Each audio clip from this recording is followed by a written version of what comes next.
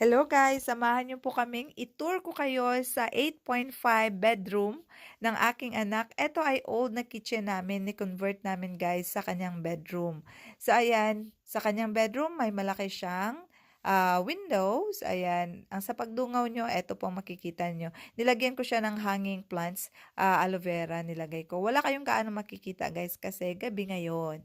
So ayan, dito na tayo dadako sa kanyang aparador. Nag-iisang aparador ng aking anak. So, ayan guys, ito ay very old na aparador. So, ayan, ang kanyang dekorasyon lang guys, yung hanging crucifix niya, importante yan sa aking anak.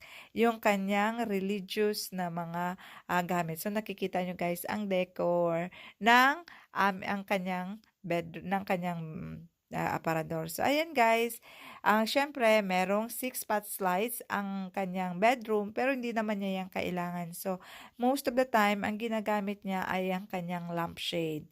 So, ayan na guys, kasi paggabi, hindi naman niya kailangan yung very bright lights.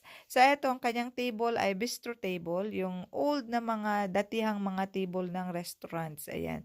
Eto guys, ang kanyang chair, hindi na kami bumili ng modern one kasi para sa akin, ang chair na ito, perfect siya sa combination sa kanyang kwarto. Nakikita nyo guys ang chair, ang kanyang stand ng kanyang table, yung old table yan guys.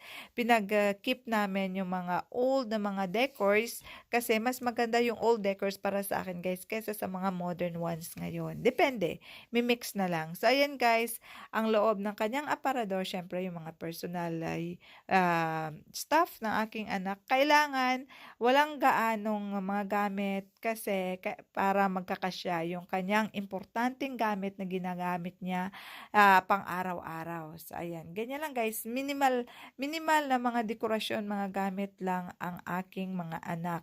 So, eto naman, dadako naman tayo sa kanyang bed. Since nag-change kami ng bed, ng kanyang baby bed, nag-change kami sa kanyang adult teenage bed. Yan. Since 3 years old yata, eto na ang kanyang bed. So, ayan guys. Wala kayong gaano makikita mga toys sa bedroom ng aking mga anak. Ganyan ka. Something special.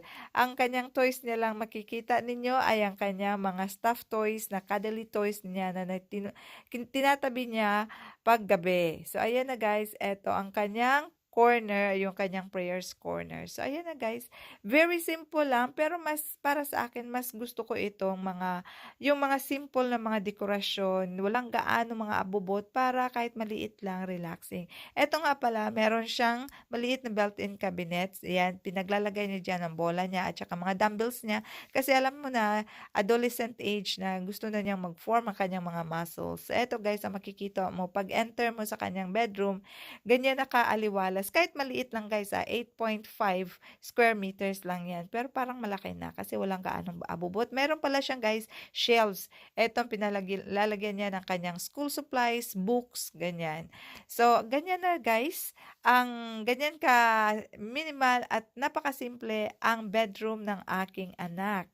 So, kahit maliit lang guys, kung organized at walang gaanong abubot, walang sabit-sabit, parang malaki na rin tingnan. Maraming salamat po.